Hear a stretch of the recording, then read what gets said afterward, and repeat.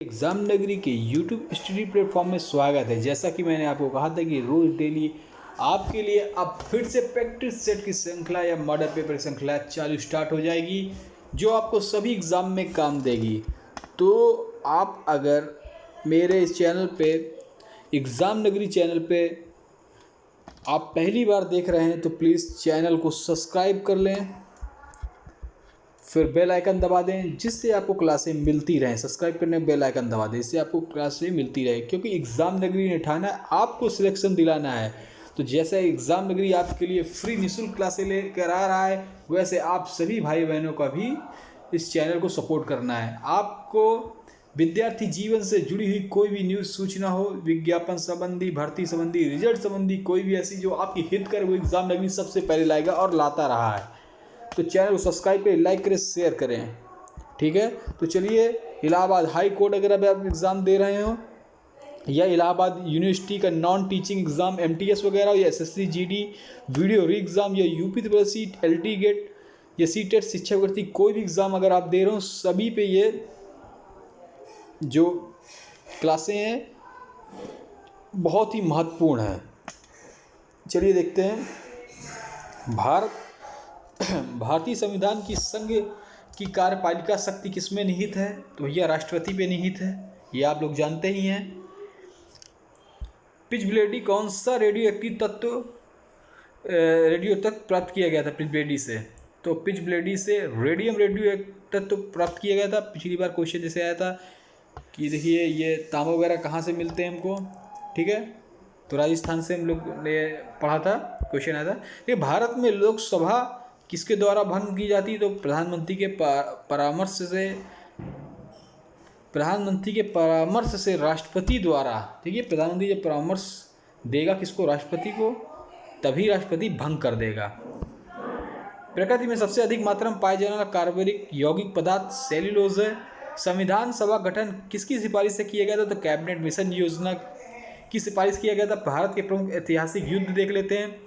पहला हाइटे स्पीच का युद्ध था जो समय 326 ईसा पूर्व था। ये किसके बीच था? सिकंदर और पंजाब के राजा पोरस के बीच हुआ, जिसमें सिकंदर की विजय हुई। लेकिन हाइडे स्पीच का जो युद्ध होता है उसमें सिकंदर की जीत लोग कहते हैं, लेकिन मैंने कई जगह अध्ययन किया, पाया है कि उस पर राजा पोरस ने हाथियों को पहली बार प्रयोग में युद्ध पे, नीतियों पे लाए गए थे, और इस युद्ध का जो परिणाम था भी मतलब ज़्यादा क्लियर नहीं है।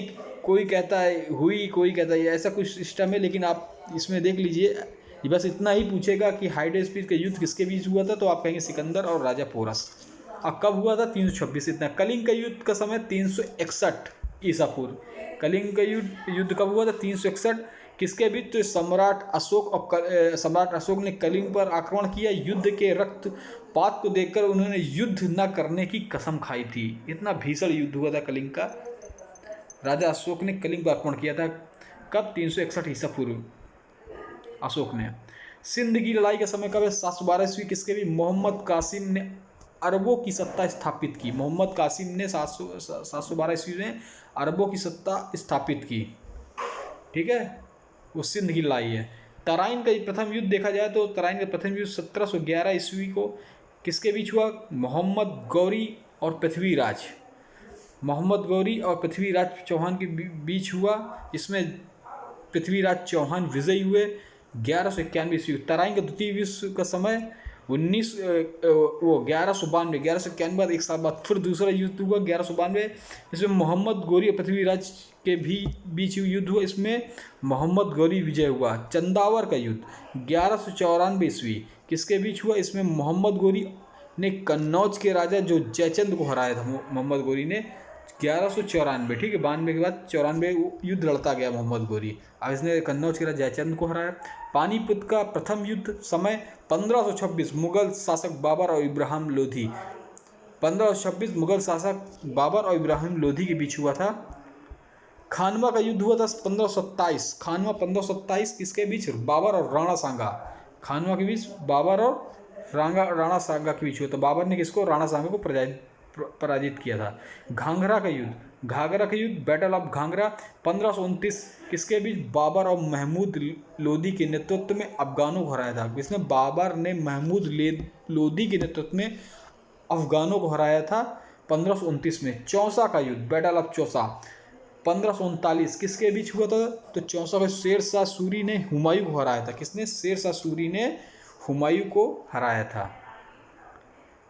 मुगल रोड किसने बनवाया था? कमेंट बॉक्स में कमेंट करिए। कन्नौज, जिसे बिलग्राम का युद्ध कहते हैं, कन्नौज बिलग्राम का युद्ध, बैटल ऑफ कन्नौज या बिलग्राम, तो ये समय था 1540 किसके बीच? एक बार फिर शेर शाह सूरी ने हुमायूं को हराया, वह भारत छोड़ने पर मजबूर किया। तो मतलब 2 बार शेर शाह सूरी ने हुमायूं को हराया, एक 1539, दूसरा 1540।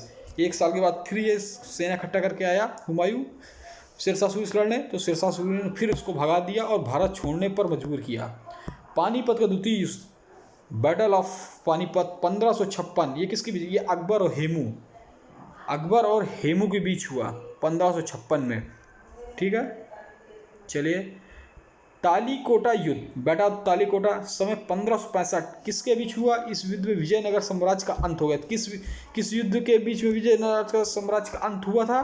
तो भैया तालीकोटा युद्ध 1565।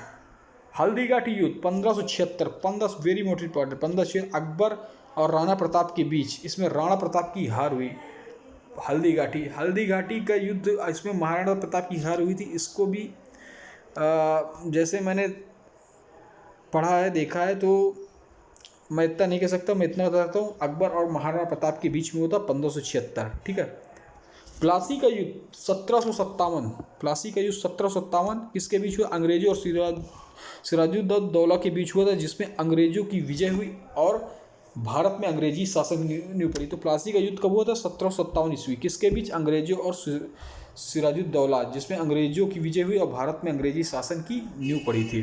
पृथ्वी को नीला ग्रह किसके कारण कहा था? तो पानी की उपस्थिति के कारण। सूर्य के बाद पृथ्वी का सबसे निकटतम तारा कौन सा? तो प्रैक्सिमा सेंचुरी। पृथ्वी एकमात्र उपग्रह है किसका? चंद्रमा का। चंद्रमा की सतह पर आंतरिक स्थिति का अध्ययन करने वाला विज्ञान सेनोलॉजी। चंद्रमा पर धूल के मैदान को क्या कहते हैं? शांति सागर कहते हैं। तो आपको क्लास अच्छी लगी हो, अगर अभी आप इन सब चीज़ों की तैयारी कर रहे हैं तो चैनल को सब्सक्राइब करें, बेल आइकन दबाएं, इससे आपको क्लासें मिलती रहेंगी। धन्यवाद। ठीक है, जो आपके अपकमिंग एग्ज़ाम हैं ये, अगर ये हैं तो आप इस चैनल को सब्सक्राइब कर सकते हैं।